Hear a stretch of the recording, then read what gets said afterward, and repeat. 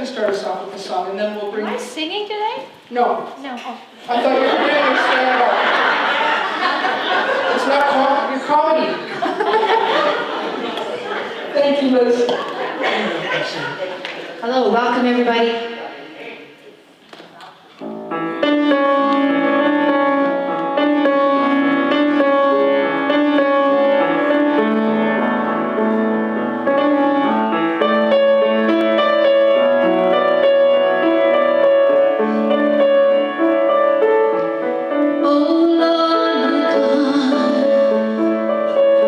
When I ask someone to consider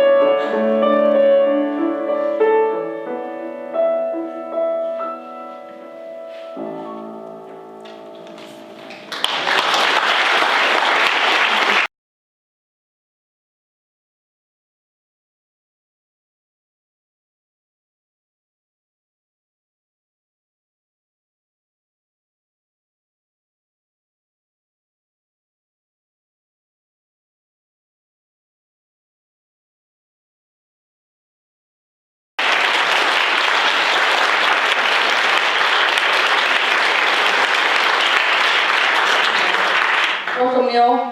Welcome, Liz. Have a seat. Shall we? I'm going to sit down for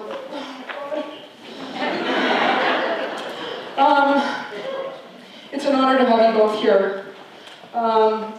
We want to just touch on a few things and hear about what happened so many years ago, I think almost 38 years ago, eh, Neil?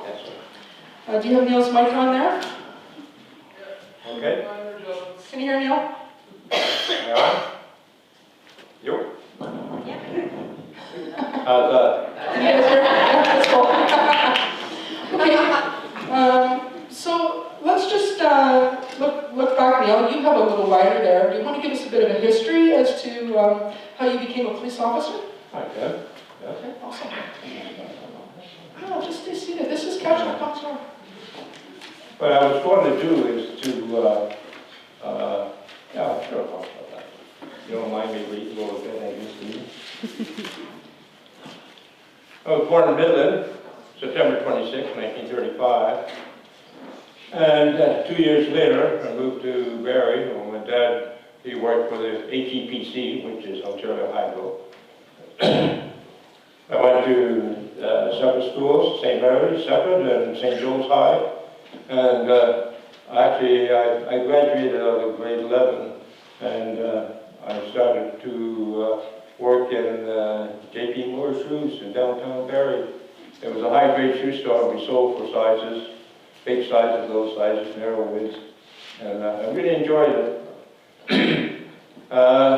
I was there for 11 years, and I thoroughly enjoyed it, but the store was actually privately owned by Joe Moore, and he said to me one day, he said he was going to retire, so I had to get on my roof and to find out, you know, what am I going to do. So every morning I used to go from the store up to the Barrie post office, and there was an OPP corporal there, Les Patterson. You know, he was getting mail for the OPP detachment there, and so, you know, I got to be where I called him Les, and he called me whatever, you know, but right, he was very good. So I got the nerve to say, ask him one day, I said, Les, I said, how's chances of getting on the OPP? And he asked me why. So I told him, you know, what happened, and I was going to retire. So he says, come up to the office that night, and that was in July of 1964. And I sent the application in, and the next month, in August, I got a notice to go to Toronto, to Queen's Park, Toronto, to, they were going to have exams for people wanting to get on the OPP. So, the way I went, 5 o'clock in the morning on the Grey Coach bus, down to Grey Coach, down to the Queen's Park. So anyway, there were 70 some odd people, but like I was an old guy then. I was 29. Most of the people were like 20, 21, 22, 23. You know, nice age, eh? I mean, really. So, but anyway, I passed whatever they had. And I had to go further for other tests, and you know, psych tests, medicals, and all that. October of that same year, I get a letter from OPP saying that I have been accepted to come on OPP, or you want to hold over and live and go for a couple of months and think about it.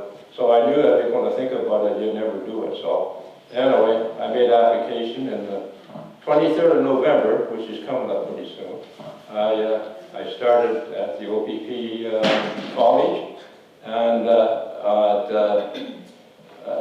the heck street it was, just Jarvis Street area there, and I was there for 3 weeks. They never told you where you're going to go, meant to be posted, until the second last night. They went into the inspector's room, and he says, Hurtubise, geez. You know, I can see Moose and E up there, you know. you know, I mean, what the heck, eh? And so anyway, he says, report back to Barrie. And I said, oh gosh, you know. He said, that doesn't mean you're going to be posted there. So that was on a Friday, and then the next Monday I went to the OPP in Barrie. John Clark, who I didn't know him, but I knew his wife because she used to come into the store. She had hard feet to fit, so I had kind of a little in there, eh? So John says to me, he says, I'm going to send you to the second best spot, Orillia. And I says, oh, you've got to be kidding. I didn't have wheels, eh? I never had a car, you know, and he said, don't worry. One of the officers came and says, come on, drove me to the house and packed the suitcase. I told my wife, she was at work, and I says, we're going to Orillia. I says, I'll call you, you know, so, so that was the 14th of December, 1980, or 1964, excuse me. And I served my 30 years at Orillia, and I really appreciated that. So they, see what else I got here. Okay. Well, that's basically how I came on the OPP, and I always found that there was always extra jobs. No one, there'd be a poster up on the board, you know, you want to be a breathalyzer operator, or you want to be a traffic inspector, or whatever, like, you know, and the application would sit there. So I kept writing my name on it. So what happened, you know, I took the breathalyzer course. I never knew what metric was, but I took the course, and I had to go back to Toronto to the college again, and excuse me. And so anyway, it came easy. I thought, gee, this is a bit better than the Imperial, I thought, you know. So, but anyway, I passed. I went back to the office there, and I was a breathalyzer tech. And next thing you know, I looked and saw there was nothing on for the traffic investigator. So I put my name on there. So away I went to the police college there, and again, 2.5 weeks, 92%. I thought, something's wrong here. But that's the way it went, and I appreciate it. And our office at the time was on Coldwater Road. It's a flat roof building where the Baptist church is up there. You know, that was the detachment when I came. There were 17 of us booked out of there, and we were there until 1971, and we got moved over to 1080 Mississauga. So that was kind of nice too. So, but anyway, I didn't have a house, but I boarded at 184 West Street, Mrs. O'Halloran. I don't know, somebody might know her or not, but her husband used to have a drugstore here on Westmount Drive. Anyway, there were 6 of us guys boarding in there, and they were all like guys that worked for bank or something like that, CFOR, all that stuff there. So, but I used to walk by this house at 119 Penetang Street, and it was up for sale. And I thought, oh, geez, you know. But what happened is we were expecting our third child. Doc Smith was our doc, and that's the way it went, like, eh? So, so anyway, Pat's mom and dad brought her up. We showed her the house and everything like that. And the chap that was looking after lived across the road from Mrs. O'Halloran. He was on real estate. He says, oh, they're asking $12,500 for that, you know, and I thought, oh, geez, you know.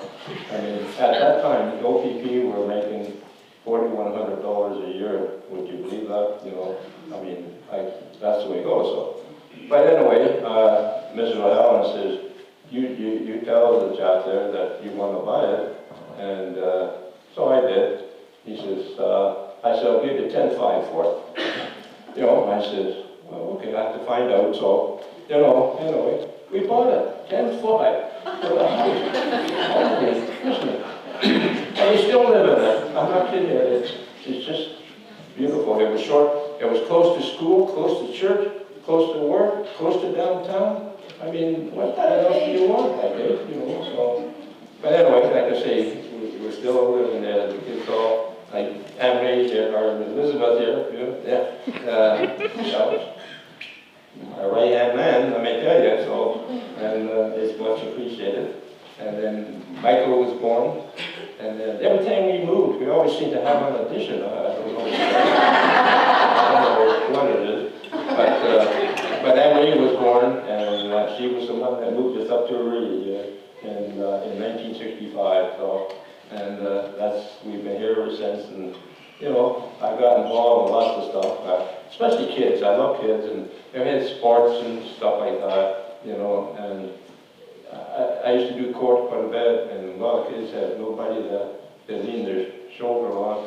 And I talked to them, you know. There was many of them that I told them how to be advised on what they had to do. And I said, if you can't come around the house, you know, I just said that, you know. And once in a while, on the door, the kids would come in, and I'd help them. What the heck, eh? So even today, would you believe? There's one of them, anytime I see him in Leto at the grocery store, hey, Mr. H, how you doing there? Thank you very much, you know. That's where he was, you know, and that's just the way, that's just Well respected man. Yeah, that's all. You're a well respected man. Oh, gosh, yeah. But, you know, I mean, but anyway, that's what I enjoy, so. But anyway, I was going to kind of give you a little history of just a little. Yeah, get them done.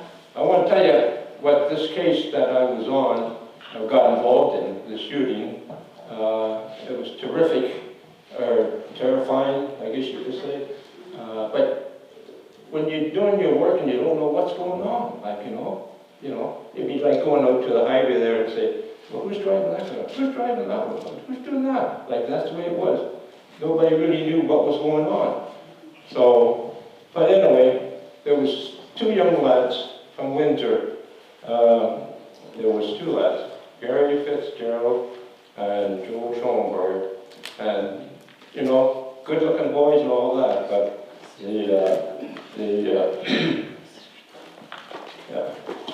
were living with a mutual friend because they got in family problems. The mom and dad told them to get out of the house and all this stuff. But anyway, the two boys planned to go north, and they were going to go, and they had relations in Ottawa, you know, and they were going to go north, and Northern Ontario, they were going to steal guns, and they were going to sell them when they sold them. And the money that they were going to do with it, they were going to head to the US of A. That's what the deal was, eh? So anyway, but anyway, they did steal guns from their relation there. They had a hunt camp, and 6 guns. There was 4 heavy-duty guns, 122 and 1 shotgun, and that's, you know, what they got. So anyway, they left the relative's house where they were staying up there one night. In fact, the night that the shooting occurred on the 2nd of January, 1981, and they left the house and scooted out and continued south on Highway 11, and they got to Emsdale. Anybody know where Emsdale is? You know, and they got to Emsdale, and there was a gas station there, so they needed gas because they were just about out. So anyway, they pulled in, and they got Chester Blackmore was the chap that was the guy at the service station. He filled it up, and then when he went to walk over to the car, what do? They shoot him. They kill him. You know, it's something that is something. You know, it's just the way it was. And the restaurant had a kind of little apart restaurant, eh? And there was a one lady server in there, and she looks out, and she sees this car take off out from the gas pump. She thinks it's a hit and run. She never heard any shots or nothing. You know, and she says it was a green car. I said, well, you know. So anyway, I heard Bracebridge and Huntsville OPP radios were broadcasting, and we got the back end of it as a radio detachment. And so I said, well, I'm heading out the highway, and there was nothing that night because it was 30 below Fahrenheit. I'm not kidding you. It was windy, it was snowing, There was nobody on the road. I mean, you might see one car for a gazillion miles. Even the MTO guys were out there, and they're hiding in their sleeping holes, so I mean, they were, so you know that, the road is, I don't know, leave it alone and, come back, eh? So anyway, I get out and I go up over the big cheap hill, and sure enough, there were two cars coming south, and the one car went by, and at this time, there was no medium barrier, like, no box beam, okay? So if you want to make a U-turn, there's no problem. So that's where I got to be, and just to say what was going on. So anyway. Oh yeah, okay. So you were driving, and you pulled these guys over. Yes. Yes. And you weren't expecting, obviously, that they were going to pull a gun on you. But why did you pull them over? The only reason I pulled them over was because they had a Dodge Dart, but they had the sunken back lights, and the snow blowing up hit them all. They went down the road and you can't see them, the snow's blowing. So they were just on the other side of the big cheap hill. So I said, So anyway, I made a U-turn and I was trying to get traction going up the hill because it was snowy. The car was fishtailing. I said, no, I can start it, I'm going to stop this guy.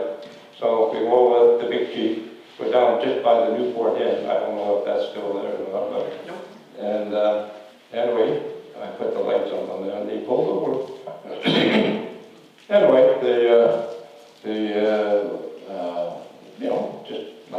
I always put my high beams on when I start my car, and I couldn't get a license plate because it was all snowy too. So anyway, they knew where I was, but so I walked up to their car, and next thing you know, all their lights, the inside and outside lights, they go out. That's kind of strange, but I thought, that's the way it goes.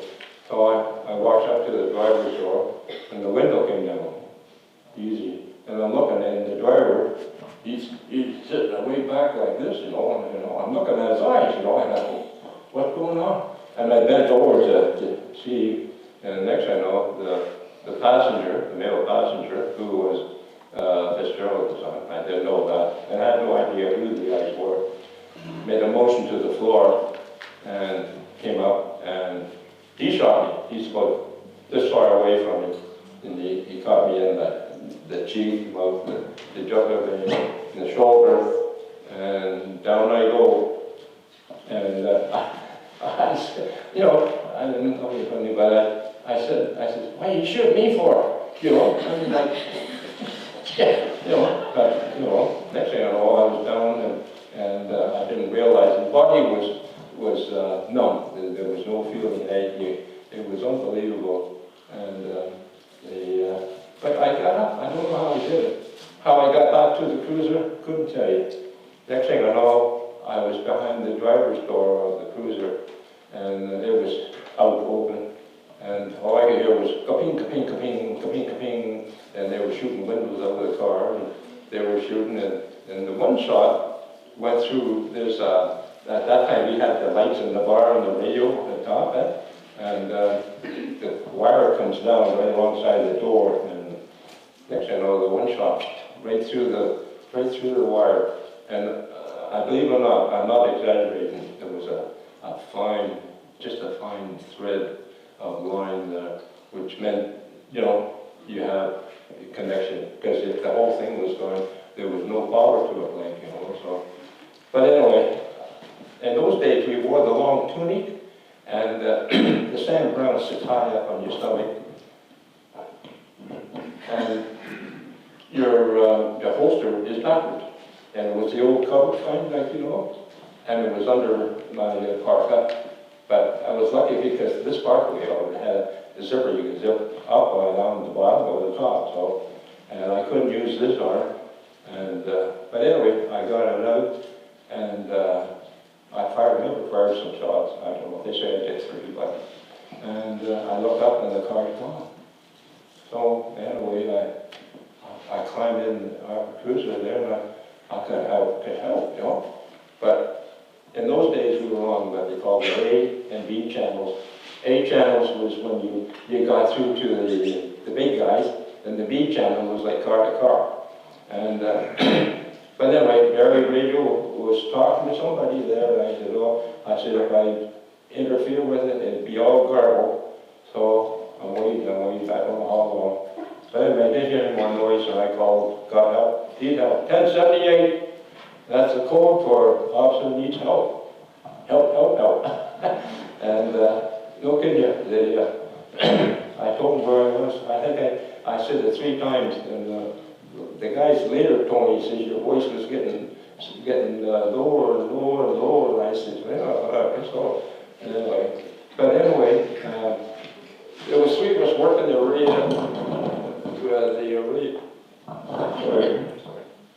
out of the Orillia detachment. There's Jimmy Page and Dale Bell and myself. I don't know if you know any of them there. But anyway, Jim Page was just down by West Street. He wasn't very far. He was there in no time. And I'm sitting in the cruiser, you know, bleeding like a stuffed pig, you know, really. And Jim came, and he says, I got it. And no use to call for an ambulance then because the weather was so bad that, you know, they wouldn't be there for 10 minutes there. So Jim says, I'm getting in your cruiser. And I don't know how he did it, but I was sitting behind the steering wheel, and he was sitting in there behind the steering wheel, you know, and I could hear him say, like, hang on, old buddy. I said, I'm going to get you there, you know. So, but anyway, I can't think of the chap's name that he had at the service station at the Several Bridge. But this is like 2, 3 o'clock in the morning. And he came along in a tow truck. He would just come back on a job. And we knew him, so he said, I'll stay at the scene, get this guy to the hospital. Anyway, so that's what happened. And Jim brought me in the soldiers there. And no kidding, the Wayne Bates, I don't know, Dr. Bates, I don't know if anybody knows Dr. Bates, but he was waiting for me at the door, at the, you know. Emergency. Yeah. Anyway, but that was like 3 o'clock, and they worked on me till, I guess I got out of the room there about 9 o'clock in the morning, so there was six doctors, you know. I thought, oh, gee, you know, but I didn't know how bad it was, you know. I had no pain, you know, there was no pain whatsoever. And like pain is if you pinch your finger now like it, but there was none of that. And anyway, that's what I went through, and it was just unbelievable. Like a lot of stuff, they said, well, what happened then? I couldn't tell you. I don't know. It's just that, you know, I knew that I didn't even see the gun. That was the whole thing too there. I think if I saw the gun, I think I wouldn't be here today. But it was just unbelievable. So, but Did you think you were going to die that night, Neil? I'm sorry? Did you think you were going to die that night? Yes, I did. But you may not believe this, I'll tell you, and I told a lot of people this, that there was a voice that says, you're not going to die out here tonight, you know, and I believed it, and I don't know. Whose voice was that? I think it was the big guy. The big guy. I think that was the big guy. Yeah. Anyway, so a lot of people they look at you sometimes and they think, oh boy. But you know, I believe in consequences and stuff like that. So, you know. Were you afraid, Neil? I think I was. Mm-hmm. I just didn't know what was going on, and like I said, I wasn't hurting. But did you lose consciousness? I think I did. Oh yeah, in and out all the time. You know. I know when Jim picked me up, drove me to the hospital. Mm-hmm. I knew he got in, and then the next thing I remember going down the hill. We came in on West North Drive here. I remember coming down the hill, you know, and I'm thinking, you know, like what's going on, you know. Next thing you know, we're at soldiers, you know. And as I say, they called ahead, and the emergency unit was waiting for me at the door, and like I said, Wayne Bates was there, he was the first doctor. Yep. And then there was, oh, I can't think of the name, but there was Harry Hall, you know,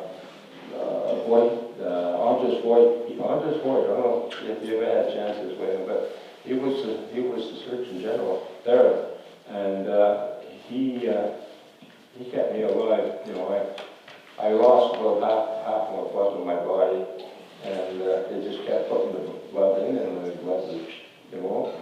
So I always kid the guys in my lap. I got better. I said, "You're supposed to put your finger in there." Yeah, I was just talking to your brother. Liz, what was happening on your end? Well, I was asleep through all of this. It was the middle of the night, 2:20 in the morning.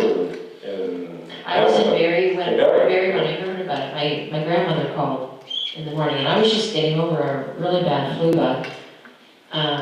Living in Barrie, my Nana calls about 9:30 in the morning, and I thought something had happened to my grandfather. And so I said, "Are you okay?" And she asked to speak to my fiance. And I thought, okay, this is not good. Anyway, I was sitting there like, okay, what? And finally, you know, I heard the news that my dad had been shot. And I was just like, what? You know, I got on the phone, and Nana, of course, is crying. And so I just remember getting off the phone and thinking, this can't be real. It was just like something out of a movie. And anyway, I was sitting on the couch, and I thought, okay, I want to go to the hospital, but the roads were closed. Oh no. Yeah, it was like, You couldn't get to the go road. there right away. And I was like, well, if I have to walk, I'm going. Well, next thing I know, the roads were open, like not long after. Thank God for that. So anyway, I called the hospital. And I don't remember this. I must have been in shock, but I called, asked for ICU and asked to speak to my mommy. And the nurse was like, she knew it had to be for mom, my mom, Pat. And I said I'll be up there as soon as I can. But yeah, it was totally surreal. I mean, Dad and Mom, and I guess Anne Marie, my sister, had just been down the night before. I couldn't get out of bed. I was feeling so awful. And I just remember when I finally started feeling a little bit human after they all ate dinner and I'm laying in bed, I get out and I see, first thing I see is my dad standing down the hall, and he's listening to the music, and they were talking and, you know, chatting about everything. But I was like, okay, there's my dad. And starting to feel okay just before everybody was ready to leave. But yeah, it was really, so I was just starting to feel better. I had a wedding to sing at that day. And I was just kind of like, okay, what do I do? I mean, you just kind of go, okay, life goes on. Somehow I have to figure out how to, I had to figure out how to get to the hospital, and how am I supposed to do this wedding is what I mean by life goes on. And the bride called me, the bride-to-be called me and said, I heard about what happened to your dad, and I said, look, I'm going to sing at your wedding. I'm going to do this. I'm going to go see my dad. And anyway, I don't know. It's really strange. I mean, I know you were asking me if I prayed. And yes, I did pray. Certainly did. But I have to say, I didn't have one single doubt that my dad was going to be okay. I absolutely had no doubt in my mind. I don't know, with everything, all the information we were given about where he was shot, how much blood he had lost. I don't know why, but I just knew. I don't know, maybe God was telling me, you know, he's going to get through this. But I think the only thing I really felt was, I was so upset that it had happened, and that my dad had to go through it. And I was so upset that these guys, you know, did this to my dad. That was the main thing going through my head, you know. And when did they catch up with those two guys, you know? Okay, I was going to tell you that after they left the scene where I was, they came south and they pulled into the parking lot at the Sundial Inn, going to the back. And I had no idea why they did that, but I heard later they were gonna, they knocked on the door, there was a light on outside, knocked on the door. They were going to tell the guy there was a bad accident up the road, and they were going to do these guys in, like, you know, in the unit there, so. But the guy never opened the door. He told him to go off and go around to the office and tell them that there's been a bad accident up the road there. So anyway, the office clerk saw these two guys run by the front area, the front entrance there, and they were heading down, what's that, the 6th concession, I guess that's, I can't. Yeah, they were heading down towards Lackley Street, and then the snow, like, you know, and the next thing you know, they crossed over and got onto the railway tracks, the one that takes the quarry, goes out to the quarry, like that's where it goes. But anyway, they walked the line by going west out, and they went out of the highway, and they kept going, and then they went off the track. Anyway, they wanted to, the road was coming quite close there because it comes on beside it. Anyway, they walked on over the ditch beside the tracks, but it was thin ice and there was water, and like I said, it was like, you know, it was 30 below that night, and they got soaking. So anyway, they kept going down the 6th concession way down to Division Road, and Junior Kerr had a auto body shop there, and they got, there was a Volkswagen van sitting out front, and they got into that, and that's where they stayed. Like, this is like, you know, about 2:30 or so. So anyway, one of the city officers was checking the sundial in, and he saw this car. It was theirs. It was abandoned in the parking lot, okay? And so anyway, the Gary, I can't think of Gary's last name, OPP lad, that he was the dog man, you know? Gary Archer? Eh? Gary Archer? No, this guy from Guthrie, I can't remember. Doesn't matter. Yeah, but anyway, the dog came in, and the footprints in the snow, they could follow them, eh? Anyway, they followed them right down to the tracks and going out over under the bridge, going west and up onto the street on the 6th concession there. And what happened is the plow came on before this and plowed the snow. But anyway, they just kept going. They couldn't find where the footmarks were off into the ditch or not, but they kept going.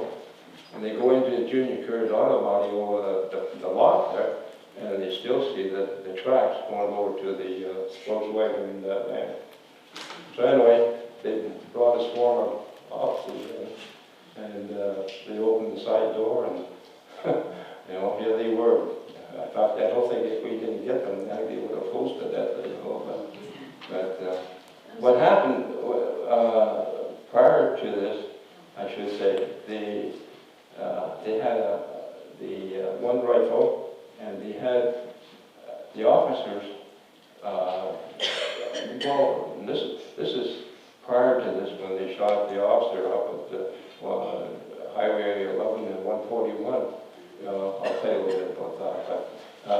But anyway, the two guys, Fitzgerald and Schoenberg, were arrested, and they that. Is that about 5 in the morning, around that time? Yeah, 5, 6, 7.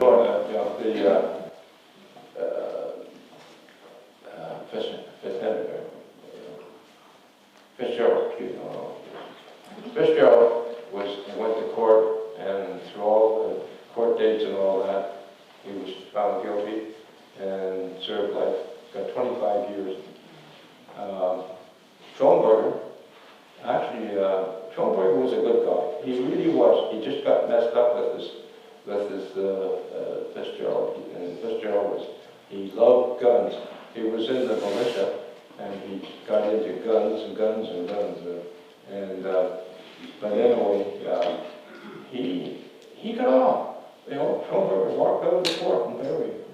But the Crown Attorney, John Murphy, down there made sure that he wasn't going very far, because they kept the charges of the one for homicide, like, you know, for the attempt murder, and there was about 6 different charges.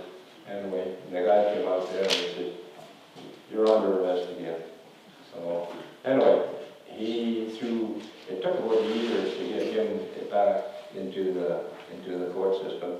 But anyway, he was found guilty, and he got 6 years, and he served his time, and Fitzgerald, he served his time, and Fitzgerald eventually ended up from Kingston then through the west, right out to BC, and the place where he was staying out there was a federal prison, and he was there for, I think it was 18 years. And it was kind of like an open door policy. You open the door and out you go, like, you know, like, it was just an unbelievable deal. So if he did that, he left, and couldn't find him. What he did though? They found him in California, serving at a gas station, you know, so. But anyway, they brought him back and he served his time.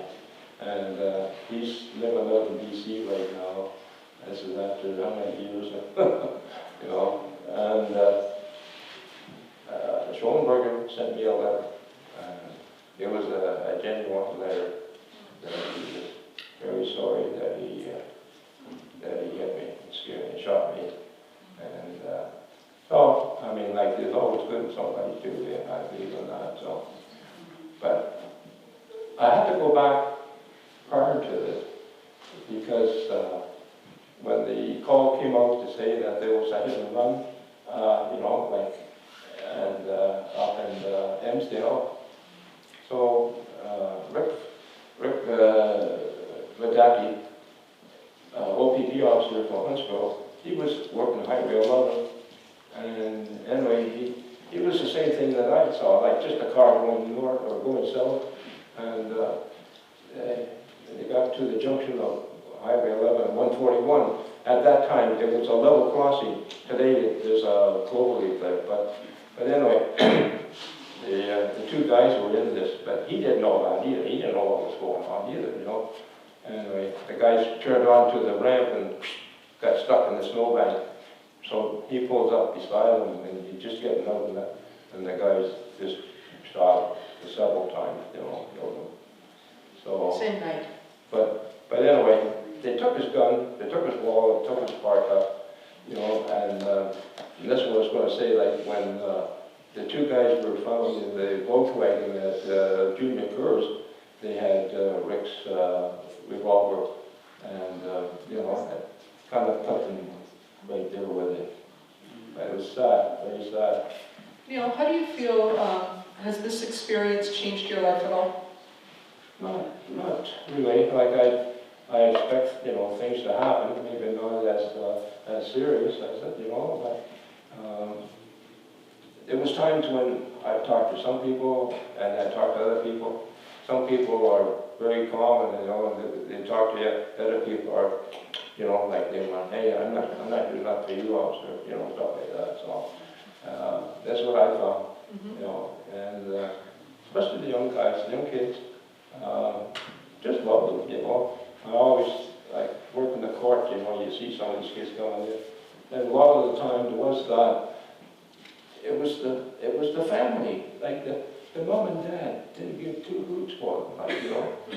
And what the kids do, they just go someplace else and get into trouble and stuff like that. And that was, basically, that was about 80% of the cause of some of these kids that they, you know, they just get pushed out of the house and, you know.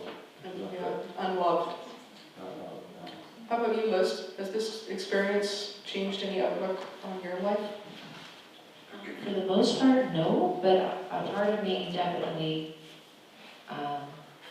was made aware of the fact that life can change very quickly, and I still think there's a lot of good out there, but I definitely did not expect something like this to happen. I mean, I always would worry when Dad wasn't home and he was supposed to be, like, you know, he was kept out later. I'd worry, is he okay, you know, before this happened. But I don't know, I think it definitely made me more appreciative of how precious life is, more aware of that, you know, every day is a gift, definitely, and how important family is. And yeah, it's certainly an eye-opener. Does anyone in the audience have any questions for Neil or Liz? This is an opportunity for you. Marie? Neil, you sound like you're not angry at those two young lads that shot you, shot Richard Decchio.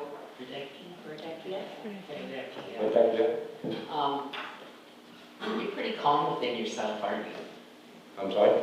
You're pretty calm within yourself. You don't sound like you don't hold any grudge against those two young men. Or do you? Well, I don't know how to say that. I don't know. I was always glad to help somebody out, regardless how young or old, you know. Even Fitzgerald, like, you know, we had him at the detachment there 2 or 3 times when they brought him up to go court, okay? And the first time I ever got out of the house after being shot at, a good friend of mine, Lou Hawkridge, Lou has some friends in the crowd here. Lou picked me up and took me over to the 1080 down here, and walked in, and both the lads, Fitzgerald and Schulberger, were in there, and Fitzgerald was, he was quiet, and but you know, he whispered something to me there. I'm not too sure what he said. I don't think it was a bad thing. I think it was, you know, whether he thanked me or what, I don't know. But anyway, they knew that they were both in deep trouble, and there was no other way of coming around to it there unless something else happened to it. But it was too much. Like there was like I say, when they shot Rebecca, hello. When they shot Rebecca,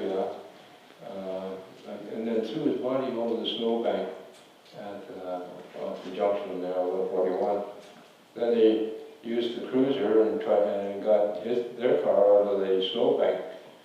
And they drove the cruiser down, I think it's Utterson or something, and got it abandoned at a house there. But I don't know, it's just I think a lot of times you feel as though they can be scared too. If they do something serious, they can be scared, but won't show it. That's what I think too. So, but Anyone else have a question at the back? I got one. Okay, 1 second, you'll get next. Thank you, Neil, for sharing this afternoon. It's been very good what you said. Through it all, do you sense that God does take care of his own? Just to add to that, I have a very close friend who's a taxi driver and had a heart attack. And as he had the door open, he was slumped over, and he was looking at a tunnel, and there was something in the tunnel that was motioning to come down. And all of a sudden, a voice said to him, "Call 911." And the ambulance came immediately. So I found that very, very uplifting what you said. Thank you very much. Up front here, Beth? Did you ever find out what the motive was, why they were doing that?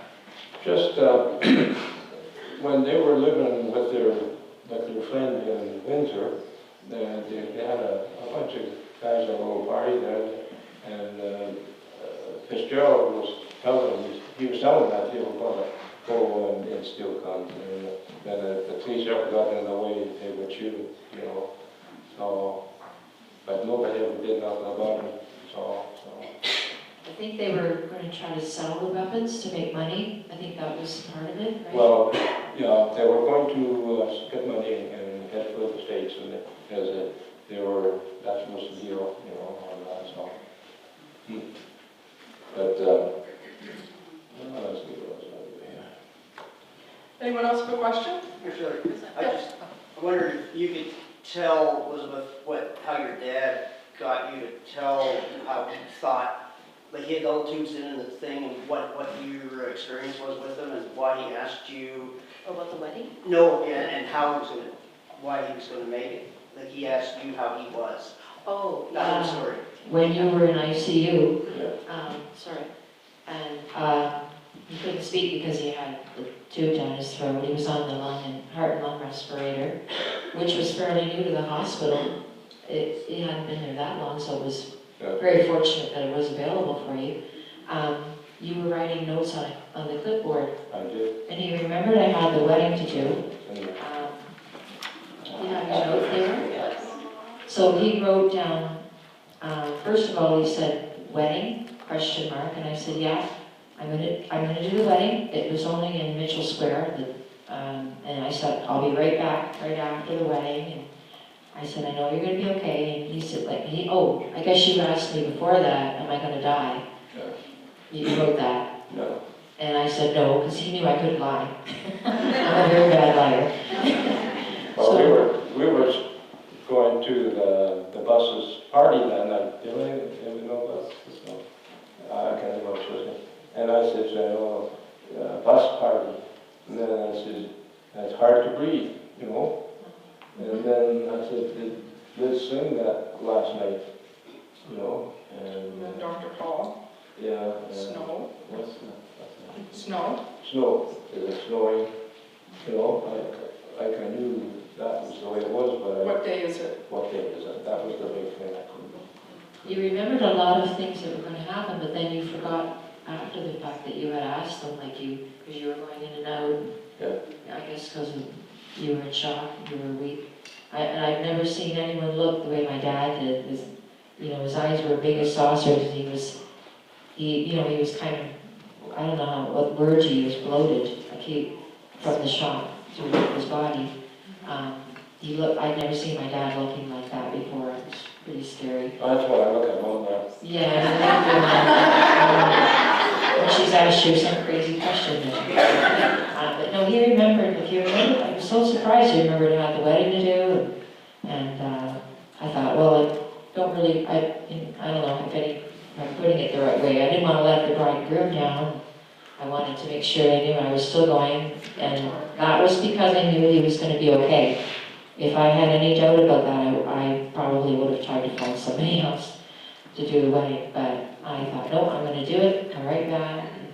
But he was like, am I going to die? And he's looking at me, and I was like, oh, yeah, I'm the right person to ask.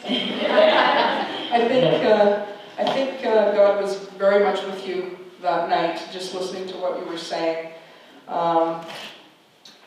That one string of wire that was left in order for you to communicate, in my opinion, was God's work. You felt no pain.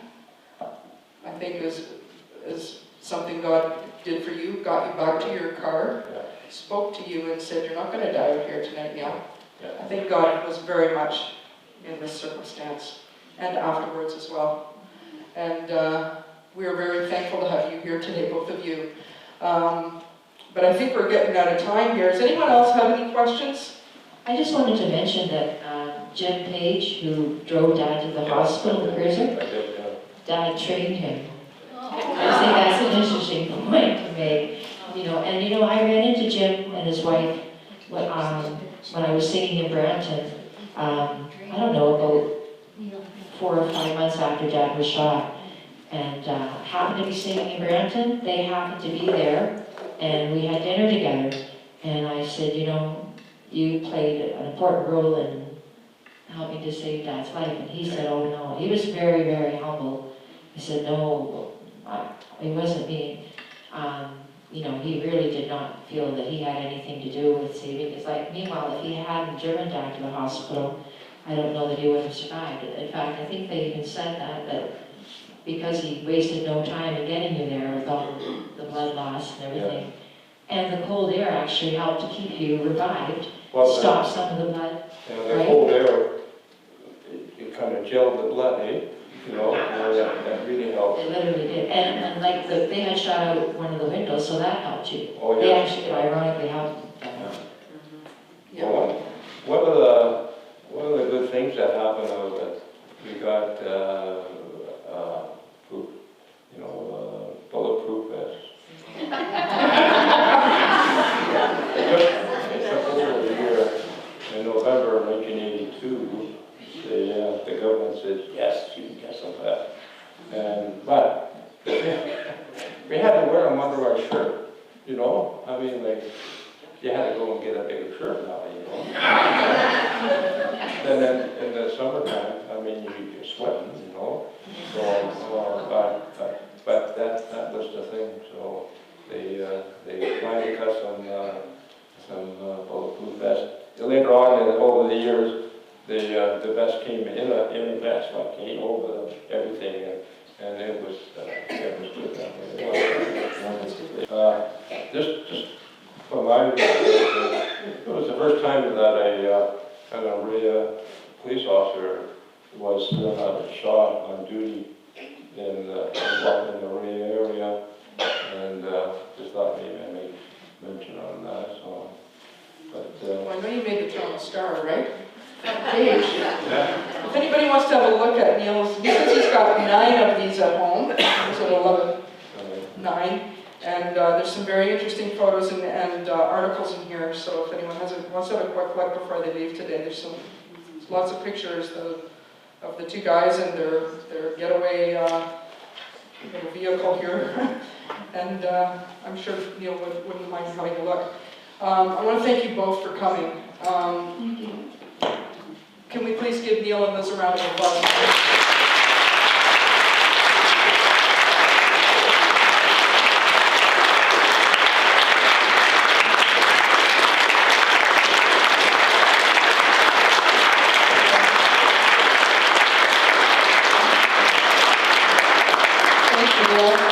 I think we'll wrap up. Liz is going to do a couple of songs. Please enjoy. Yeah.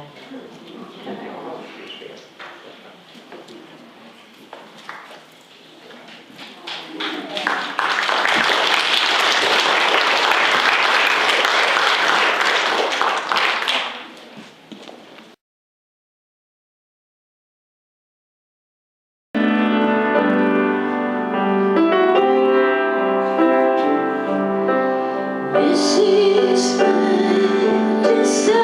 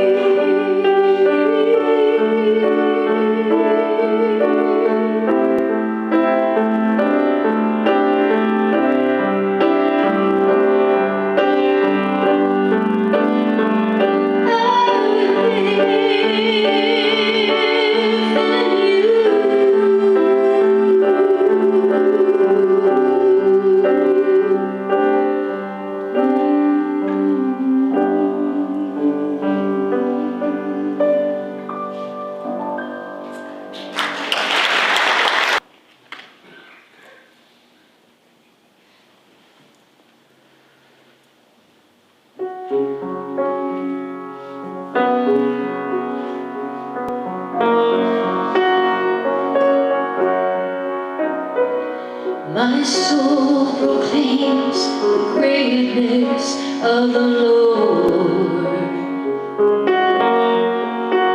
and my spirit exalts in God my Savior, for He has looked with mercy on my lowliness, and my name will be forever exalted. For the mighty God has done great things for me, and this mercy will reach from age to age. And holy,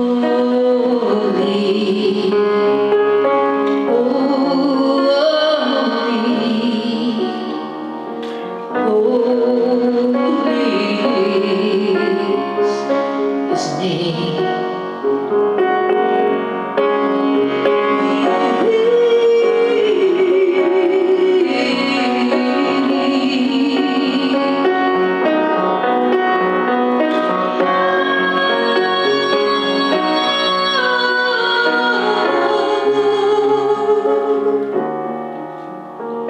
And holy, His name.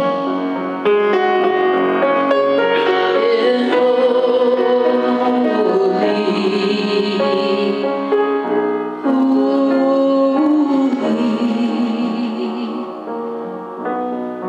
holy is His name.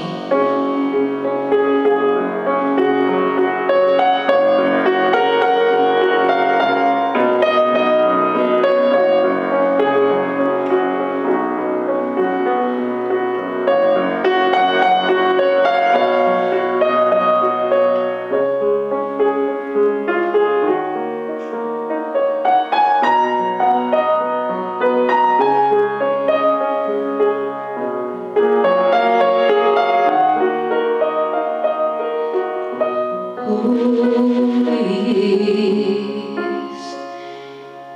is His name.